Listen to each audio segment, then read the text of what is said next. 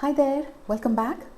We'll start today's session with a statement made by Max Muller. Max Muller was a German and he was a scholar of languages and religion, especially Hinduism. I think his period was around the 1900s, early 1900s. Max Muller was hired by the East India Company to translate the ancient scripts of India, the Hindu scripts of India. So to translate, one has to read and understand and then translate, right? So Max Muller started doing this, and somewhere in the process is when he made this statement.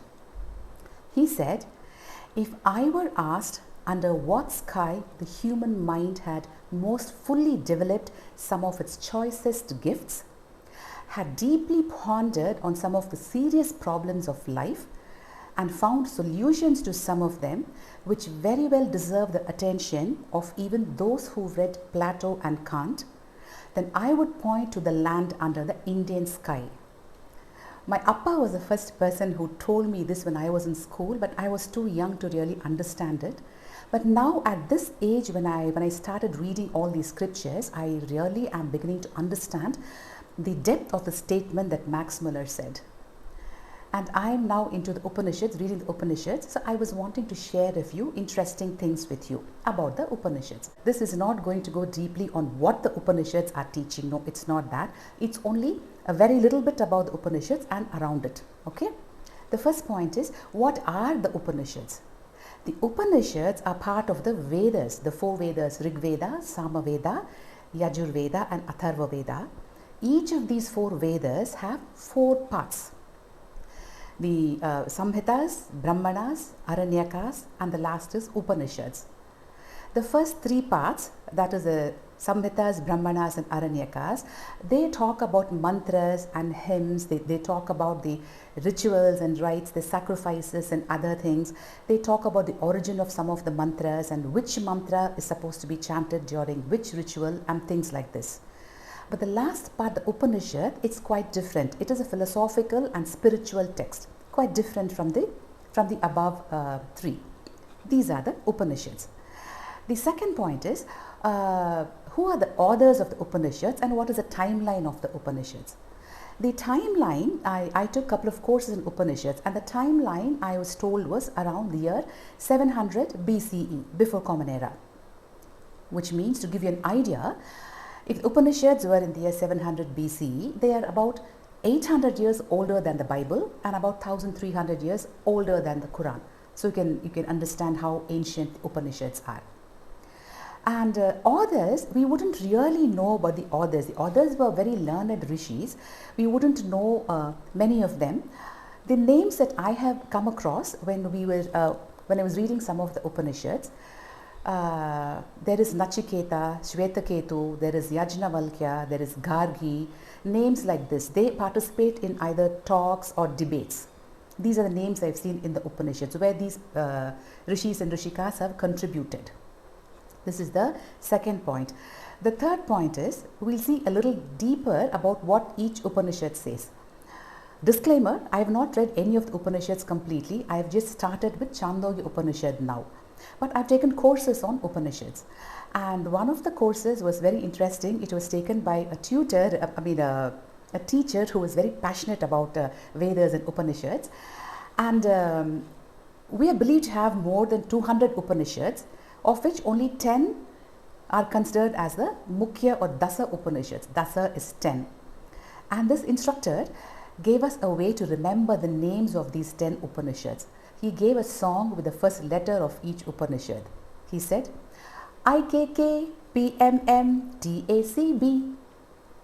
Again, IKK, PMM, TACB.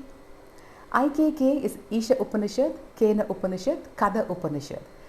Isha Upanishad, it talks about the differences between two worlds.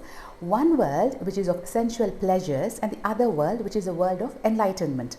That is what Isha Upanishad talks about. And Kena Upanishad, it's more of or less questions. Most of the Upanishads are questions between disciple and a teacher. So Kena Upanishad asks things like, why was I born? What made me to be born? What is the purpose of my birth? What other than my body and mind, what makes me think? questions like this. And then the ultimate answer of the teacher would be like, it's not your body or your mind, but it is your consciousness, your Atman. I am that, I am the consciousness. It goes something like this, the Kena Upanishad. Katha Upanishad is a conversation between a young boy by name Nachiketa and the god of death Yama. So this Upanishad talks about what happens after death, after we die, what happens. And next is PMM, Prasanna Upanishad. Prasanna Upanishad is a guru, a teacher, and 6 of his disciples. Each of the disciples ask one question. It's about birth, creation, birth, then what is prana, then what is the state of dream, what is meditative state, what is Purusha. Purusha is the universal soul, which is believed to be everywhere, in everything, in everybody. That is Purusha. So 6 questions and answers to these 6 questions. That is a Prasanna Upanishad. The Mundaka Upanishad is more like a path of knowledge, Jnana Marga. That is Mundaka Upanishad. It talks about the lower knowledge and higher knowledge. Lower knowledge talks about the different rituals and sacrifices and things, and the higher knowledge talks about the Brahman.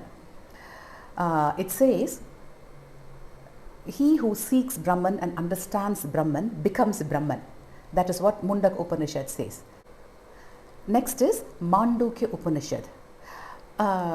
This actually talks about the 4 states. The 4 states meaning, the first state is being conscious outwardly conscious. The second state is being inwardly conscious, where you are sleeping and have dreams. In your dreams you have your desires, so you are conscious inwardly. And the third state is a state of deep sleep with no dreams. I slept like a log. That state is the third state, no dreams, no desires, nothing, you are in one bliss. There is a state beyond this state, the 4th state. That is where the soul unites with the Brahman. There is no duality there. That is a 4th state. This is what Mandukya Upanishad talks about.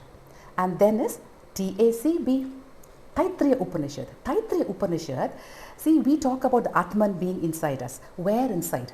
So it talks about the different layers or sheets that we have. The first is known as a Annamaya Kosha, Annamaya layer, which is the physical body, flesh, bone, all of this. That is the outermost one. Next is a Pranamaya Kosha, prana. And after that is a Manomaya Kosha, the mind. Then after that is the Vignamaya Kosha, which is the intellect. And finally is a Anandamaya Kosha, that is bliss. That is the state. As all these layers together encompass the consciousness. That is what this says, Taittiriya Upanishad. And next is Atreya Upanishad, that talks about creation and then about the birth and death cycle.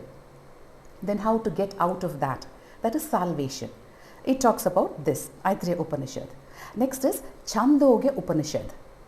Chandogya Upanishad, you would have heard Tattvam Asi, you are that. This is, the father is Udalaka, the son is Shvetaketu. The father is explaining things to the son. He takes a small seed of a banyan tree and tells his son, see, this little seed, it's going to one day become the big banyan tree. So this little seed contains the essence of the banyan tree. This is that. Same way he says, you, Shvetaketu, you have the essence of the entire universe in you. You are that, Tattvam Asi. This is what Chandogya Upanishad says. And the last one, Brihadaranyaka Upanishad, it's known as a great forest book.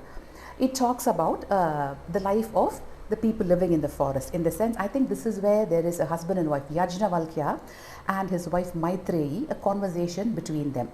This is what is Brihadaranyaka Upanishad. This is just giving you one point or one sentence about each of the Upanishads. You guys need to read more if you're interested in these Upanishads.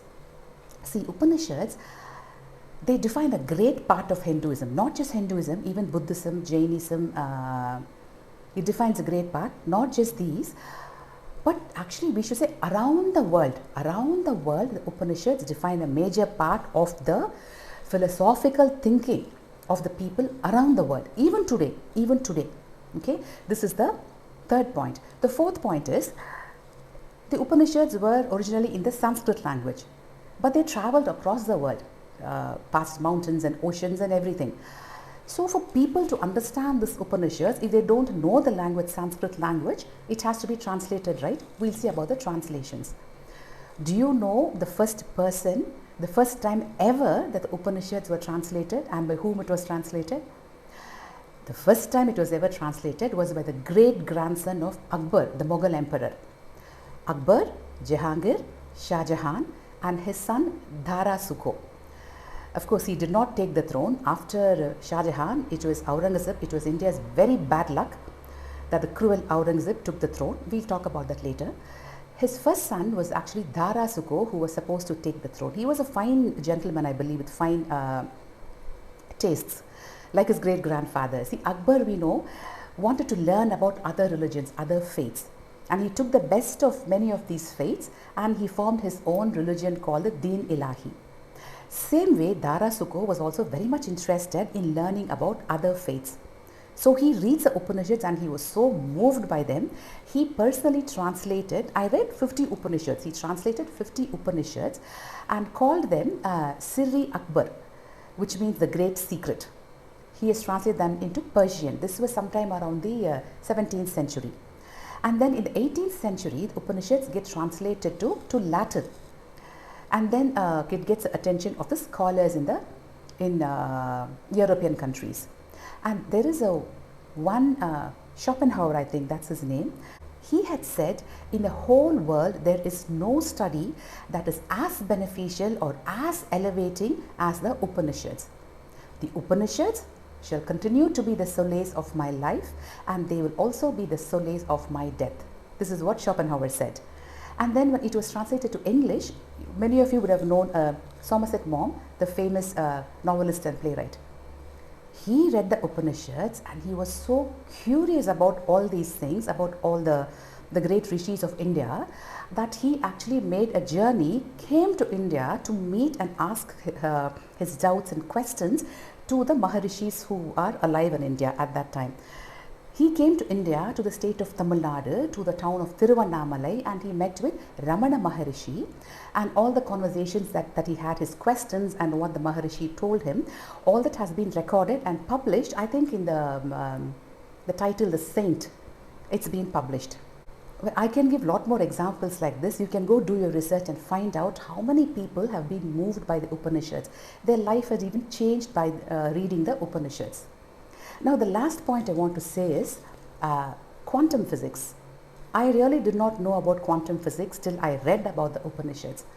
Quantum physics, this came like in the early 1900s.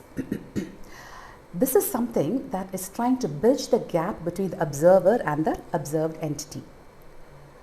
Quantum physics says the way this entity appears depends on how the observer observes it. The observer plays a big role on how the entity appears. It goes further to say the entity exists only when the observer is observing it. When the observer is not observing it, the entity does not exist. Can you believe that? When the observer is not observing, it does not exist. Albert Einstein is during the classical physics time, classic physics.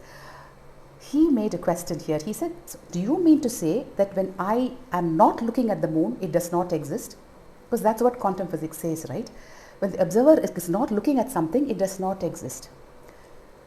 Be it the book or the table or the mountain or tree, it does not exist. In reality, nothing exists. Only the supreme consciousness exists. This is what quantum physics says. This was said by the Upanishads about like 2500 years back. This has been said. It says the only thing that exists is the Paramatma, the supreme consciousness. Nothing else exists. This is what the Upanishad said. You are that. That Brahman that exists, we are all part of that. Nothing else exists. Only that exists. And quantum physics, one of the physicists who made a lot of contributions to this is Schrödinger, Erwin Schrödinger. He was so passionate about the Upanishad that he named his dog as Atman. And in his epitaph, he wanted this to be inscribed. It was very nice. He said, so all that is there is only one thing.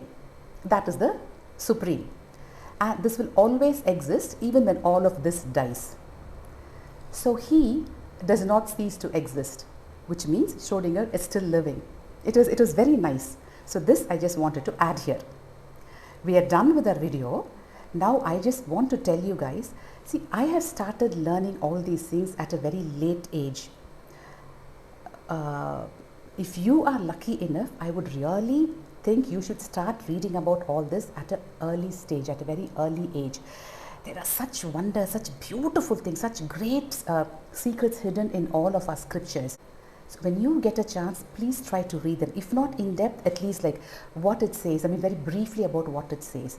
This is like, I mean, many things are eye-openers. I mean, many questions I have, I don't understand in life, what I go through and things. I'm very well able to relate to the Upanishads and find answers to many of my questions. The only regret I have is that I started reading all this very late. So I really beseech to you guys, if you're young watching this video, please start reading about all this when you're young enough. Okay, that is all. I hope you all have a very good day. Take care. Bye.